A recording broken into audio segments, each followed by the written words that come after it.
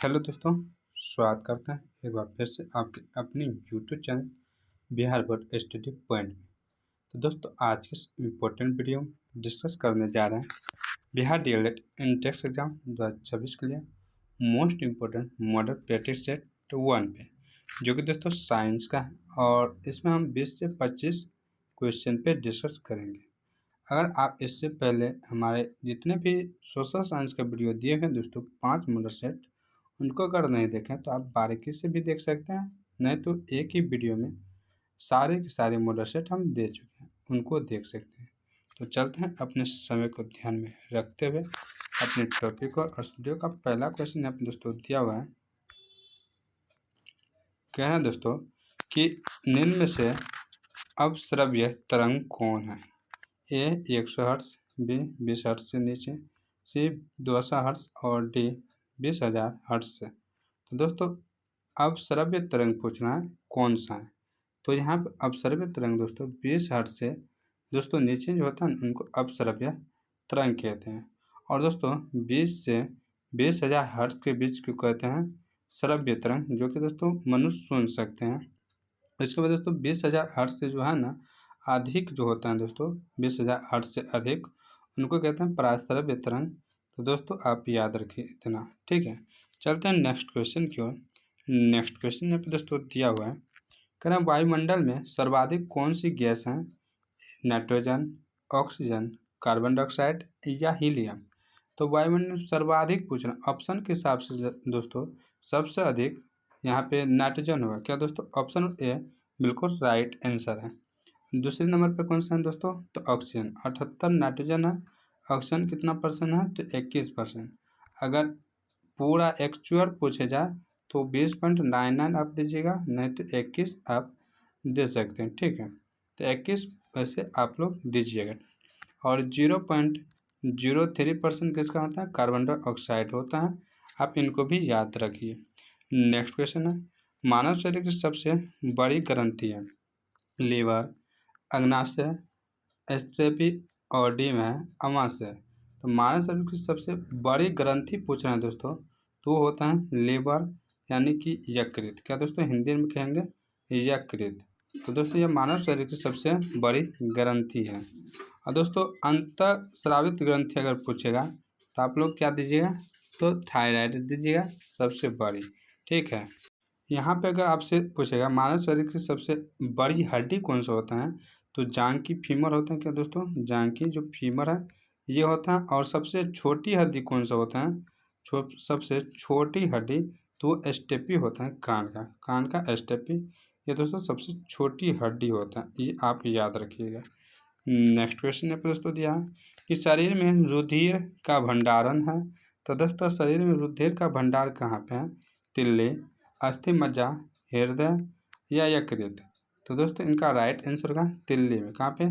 तिल्ली में। Option A बिल्कुल राइट आंसर है।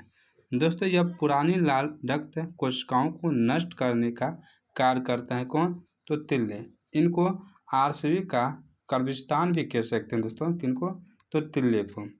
दोस्तों नेक्स्ट क्वेश्चन यहाँ पर दिया है, मानव शरीर में प्रति मिनट हृदय की धड़कन होती है, यानी कि जो हृदय है ना दोस्तों वो 1 मिनट में कितनी बार धड़कता है, यह पूछ रहा है। ए में है 55 से 65, बी में है 70 से 72, सी में 90 से 100 और डी में 100 से 120। तो दोस्तों 1 मिनट में हृदय जो धड़कता है दोस्तों यह 70 से 72 बार धड़कता है। ऑप्शन और बी बिल्कुल राइट आंसर। कितना दोस्तों? 70 से 72 बार, आप लोग याद रखिएगा। नेक्स्ट क्वेश्चन यहाँ पे दोस्तों दिया हुआ है, कह रहा है मनुष्य के शरीर में कुल हड्डियों की संख्या होती है, यानी कि पूरा हड्डी कितना होता है दोस्तों? तो यहाँ पे ऑप्शन नंबर बी बिल्कुल राइट आंसर है, 206। और अगर पूछेगा बच्चों में दोस्तों, नवजात बच्चों में, तो दोस्तों 300 होता है, कहीं कहीं पे आपको 208 भी मिलता है। तो आप तीनों याद रखिए, 206, 300 और 208, ये तीनों याद रखिए। बच्चों में इतना होता है, उसके बाद बैक्स आते हैं तो इतना होता है, और दोस्तों ये भी आप याद रखिएगा 206 कुल मिला करके, जब दोस्तों पूरा परिपक्व हो जाता है तब, ठीक है। नेक्स्ट क्वेश्चन यहाँ पे, अंतर्दहन इंजन में कौन सा उपकरण हवा व पेट्रोल को मिलाता है? तो हवा और पेट्रोल को मिलाने वाले जो है ना दोस्तों वो होता है कार्बोरेटर। क्या होता है? कार्बोरेटर, जो कि दोस्तों आप लोग देखे होंगे पेट्रोल इंजन में, जैसे मोटरसाइकिल होता है ये पेट्रोल इंजन चलता है ना, तो इसमें कार्बोरेटर लगा होता है। इस तरह का गोल दोस्तों बेलनाकार लगा होता है। यह जो है ना पेट्रोल और हवा का मिश्रण करता है, और दोस्तों यहीं से क्या होता है, इनका चिंगारी बनते हैं, ठीक है।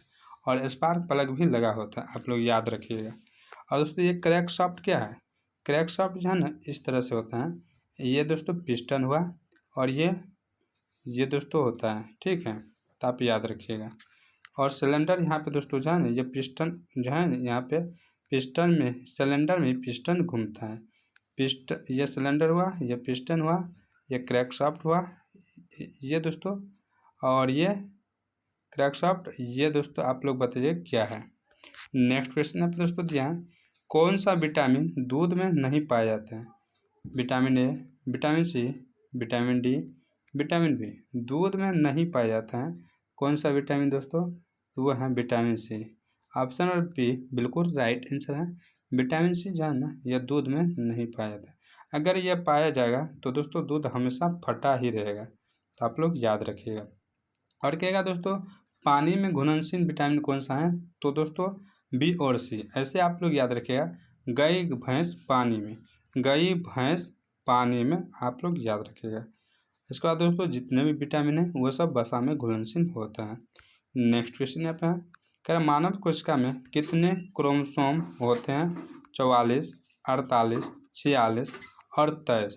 तो मानव कोशिका में जो है ना क्रोमोसोम की संख्या पूछ रहे हैं दोस्तों, यहाँ पे 46 होते हैं। अगर पूछेगा कितना जोड़ा, तो 23 जोड़े होते हैं। कितने जोड़े? 23 जोड़े, लेकिन कुल मिलाकर 46 होते हैं, ठीक है। नेक्स्ट क्वेश्चन आप दोस्तों दिया हुआ है, कह रहा निम्न में से कौन सा रोग वंशानुगत होता है? तो दोस्तों वंशानुगत यानी कि पीढ़ी दर पीढ़ी आते रहता है। दादा को हो, परदादा का था, दादा को हुआ, फिर पिता को हुआ, फिर दोस्तों बेटा को हुआ, फिर पोता को होगा, इस तरह से बढ़ते जाता है। तो इस रोग को क्या कहते हैं? दोस्तों इस रोग को वर्धनता कहते हैं। क्या कहते हैं? वर्धनता। ऑप्शन में सी बिल्कुल राइट आंसर है। इनको अंग्रेजी में क्या कहते हैं? Coloured blindness. दोस्तों लाल हमको क्या दिखता है? तो लाल पीला की तरह, और पीला लाल की तरह, इस तरह से दिखता है। लाल हरा दिखेगा और हरा लाल दिखा, इस तरह से अंतर नहीं कर पाएगा इस दोनों में, ठीक है। और दोस्तों रोतौंधी जो है ना ये किनके कमी से होता है? आप लोग कमेंट कर जरूर बताइएगा। सबसे छोटा प्रश्न आपसे पूछते हैं, अगर इनका जवाब दे देते हैं तो उम्मीद करते हैं आप अच्छे तैयार में। अगर नहीं करते हैं तो समझ जाइए कि आपका तैयारी कुछ भी नहीं है।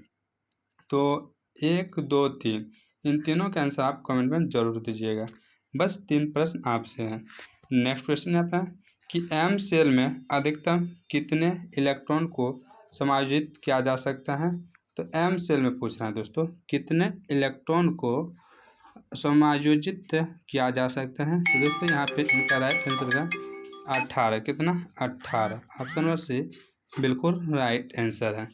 दोस्तों नेक्स्ट क्वेश्चन यहाँ पे दोस्तों दिया हुआ है, क्या सूर्य ग्रहण होता है जब ए में पृथ्वी और चंद्रमा के बीच सूर्य आ जाता है, बी में सूर्य और पृथ्वी के बीच चंद्रमा आ जाता है, सी में सूर्य और चंद्रमा के बीच पृथ्वी आ जाती है, और डी में इनमें से कोई नहीं। तो सूर्य ग्रहण कब लगता है दोस्तों? आप लोग कमेंट कर जरूर से जरूर इनका आंसर दीजिएगा। तो दोस्तों जब सूर्य और पृथ्वी के बीच है ना चंद्रमा आ जाता है, ये सूर्य है और ये पृथ्वी है, इनके बीच जब चंद्रमा आता है तो यह होता है सूर्य ग्रहण। और जब दोस्तों पृथ्वी और चंद्रमा के बीच, दोस्तों पृथ्वी और चंद्रमा के बीच सूर्य आता है, यानी कि ये पृथ्वी और चंद्रमा के बीच सूर्य आता है, तब होता है चंद्रग्रहण। क्या होता है? चंद्रग्रहण। आप याद रखिएगा दोनों। नेक्स्ट क्वेश्चन यहाँ पे है कि घनत्व निम्नलिखित में से किसका अनुपात है? द्रव्यमान इंटू आयतन, द्रव्यमान बाय आयतन, द्रव्यमान और आयतन, और आयतन बटे द्रव्यमान। तो घनत्व पूछ रहे हैं तो दोस्तों यह द्रव्यमान बटे आयतन होता। ऑप्शन नंबर बी बिल्कुल राइट आंसर है। नेक्स्ट क्वेश्चन यहाँ पे प्रौद्योगिकी क्षेत्र भारत में महिला रोजगार का सबसे बड़ा नियोजित क्षेत्र कौन सा है? दोस्तों वह क्षेत्र है दूसरा, ऑप्शन नंबर बी सॉरी ए बिल्कुल राइट आंसर। क्या दोस्तों? Option number A. दोस्तों यह औद्योगिक क्षेत्र होता है। और दोस्तों पहला को क्या कहते हैं? कृषि क्षेत्र। यानी प्रकृति में जितना भी चीज़ होता है वो सब पहला क्षेत्र में आता है। प्राथमिक क्षेत्र कहते हैं, जैसे कृषि, उसके बाद पशुपालन, उसके बाद मछली पालन। तीसरा क्षेत्र को सेवा क्षेत्र कहते हैं। तीसरा क्षेत्र को सेवा क्षेत्र कहते हैं। बैंकिंग, पुलिस, उसके बाद दोस्तों जितना भी एयरपोर्ट, ये सब आते हैं तृतीय में। नेक्स्ट यहाँ पे है कि नाभिक का आकार है, तो नाभिक का आकार पूछ रहे हैं हमसे दोस्तों, तो इनका आकार 10⁻−15 मीटर होता है। ऑप्शन नंबर डी बिल्कुल राइट आंसर है। नेक्स्ट क्वेश्चन यहाँ पे दोस्तों दिया हुआ है, सबसे उचित विकल्प चुने। संवेग में डैश होता है, तो संवेग में क्या होता है दोस्तों, तो संवेग में परिमाण और दिशा जो है दोनों होता है। ऑप्शन नंबर बी बिल्कुल राइट आंसर है। क्या दोस्तों, परिमाण और दिशा दोनों होता है। नेक्स्ट क्वेश्चन है, ओजोन जो है मनुष्य की रक्षा करता है, कैसे? अल्फा किरणों से, बीटा किरणों से, पराबैंगनी किरणों से और गामा किरणों से। तो ओजोन किससे रक्षा करती है मनुष्य के, तो दोस्तों यह पराबैंगनी किरणों से करती है। ऑप्शन नंबर सी बिल्कुल राइट आंसर है। अब दोस्तों ओजोन है, तो ओजोन कहाँ पाया जाता है दोस्तों, यह ओजोन मंडल में पाया जाता है। आप लोग इनको याद रखिएगा।